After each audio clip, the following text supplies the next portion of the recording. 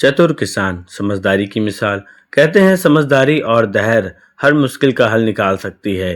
और आज मैं आपको एक ऐसी कहानी सुनाने जा रहा हूँ, एक चतुर किसान की कहानी, जिसने अपने सूझबूझ से न सिर्फ अपना घर बचाया बल्कि पूरे गांव में एक नई सीख दी। एक बार की बात है, हरियाली से भरे एक छोटे से गांव में एक किसान रहता था। नाम था हरिराम। हरिराम मेहनती, ईमानदार और बहुत ही दयालु इंसान था। सुबह सूरज निकलते ही वो खेत में पहुंच जाता और शाम होते होते अपने फसलों को देखता मानो वो उसके बच्चे हों। उसका परिवार छोटा सा था, पत्नी सीता, बेटा मोहन और बेटी गौरी। घर बड़ा नहीं था, लेकिन वहाँ हमेशा खुशी का माहौल बना रहता था। हरिराम के पास थोड़ी सी जमीन थी। वो बहुत मेहनत करता, लेकिन बरसात के भरोसे खेती करना आसान नहीं था। कभी फसल अच्छी हो जाती तो कभी सूखा पड़ जाता। फिर भी हरिराम कभी हार नहीं मानता था। ईश्वर मेहनत का फल जरूर देता है, बस हमें धैर्य रखना चाहिए। गांव में एक जमींदार रहता था, ठाकुर रणजीत सिंह, जो बड़ा अहंकारी और लालची आदमी था। उसकी जमीनें दूर दूर तक फैली थी, लेकिन नजर हरिराम की जमीन पर थी। एक दिन ठाकुर हरिराम के खेत पर आया और बोला, हरिराम, तेरी जमीन तो बहुत अच्छी है। मैं तुझे एक बढ़िया दाम दूंगा। अपनी जमीन मुझे बेच दे। माफ कीजिए ठाकुर साहब, ये जमीन मेरे पुरखों की निशानी है। इसे बेचने का सवाल ही नहीं उठता। अच्छा, तो तू इनकार करता है? देख लेना, एक दिन तुझे यही जमीन छोड़नी पड़ेगी। जमीन ईश्वर की देन है ठाकुर साहब। जो मेहनत करेगा वही इसका मालिक बनेगा। ठाकुर बिना कुछ बोले वहां से चला गया, लेकिन उसके मन में बदले की आग जल उठी। कुछ दिन बीते। रात के अंधेरे में ठाकुर ने अपने नौकरों को भेजा। उन्होंने हरिराम के खेत की मोड़ तोड़ दी, जिससे पानी सारा खेत में भर गया और फसल नष्ट हो गई थी।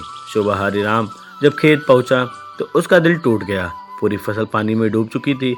हरिराम बोला, हे भगवान, ये क्या हो गया? सारी मेहनत मिट्टी में मिल गई। पत्नी सीता रो पड़ी, बच्चे भी उदास हो गए, लेकिन हरिराम ने सबको संभाला। रोने से कुछ नहीं होगा, जो बीत गया उसे भूल, अब नया बीज बोने की सोचो। हरिराम समझ चुका था कि ये सब ठाकुर का किया धरा है, पर वो झगड़े में नहीं पड़ना चाहता था। उसने जान लिया कि ठाकुर को उसी की जाल में फंसाएगा। बिना झगड़े, बिना हिंसा के कुछ दिन बाद गांव में खबर फैली। हरिराम सब की हैरान जमीन रह में गए। खजाना मिला हरिराम है। ने खुद ही ये अफवाह फैलाने की योजना बनाई थी। गांव वाले, अरे सुना क्या? हरिराम के खेत से सोने के सिक्के निकले हैं। क्या बात कर रहा है? अब तो ठाकुर जरूर आएगा। ठाकुर ने जैसे ही ये सुना, उसके कान खड़े हो गए। वो उसी दिन हरिराम के घर पहुंचा और बोला, हरिराम, सोच ले, अब भी वक्त है। मैं तेरी जमीन का दोगुना दाम दूंगा। बेच दे, वरना बाद में पछताएगा। ठीक है ठाकुर साहब, अगर आप इतनी अच्छी कीमत दे रहे हैं तो सौदा मंजूर है। अब ये जमीन मेरी है और ठाकुर ने खजाना खुद भी। अपने नौकरों को लगवाया। खेत में गड्ढे खोदने लगे, मिट्टी उखाड़ने लगे। दिन रात खुदाई होती रही, लेकिन कोई खजाना नहीं मिला। धोखा हुआ है। हरिराम ने मुझे बेवकूफ बना दिया। ठाकुर गांव के चौपाल पहुंचा और सबके सामने चिल्लाया, हरिराम ने मुझे धोखा दिया है। ठाकुर साहब, मैंने तो कुछ नहीं कहा, आपने ही सुनी सुनाई बातों पर यकीन किया।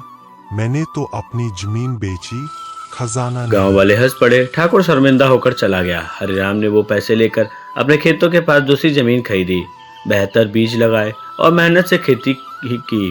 कुछ महीनों में उसकी फसल फिर से लहरा उठी। गांव के लोग अब हरिराम को चतुर किसान कहने लगे थे। वो हमेशा कहा करते थे,